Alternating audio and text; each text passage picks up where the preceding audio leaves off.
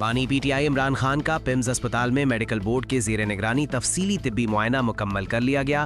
PIMS इंतजामिया के मुताबिक बानी पीटीआई को NTVAGF का तीसरा इंजेक्शन लगाया गया, जबकि उनकी बेनाई को मेडिकल बोर्ड ने तसल्ली बख्श करार दिया है। इंतजामिया का कहना है कि बानी पीटीआई को अस्पताल लाने के बाद ऑपरेशन थिएटर में तमाम जरूरी एहतियाती तदाबीर और सिक्योरिटी प्रोटोकॉल्स अपनाए गए।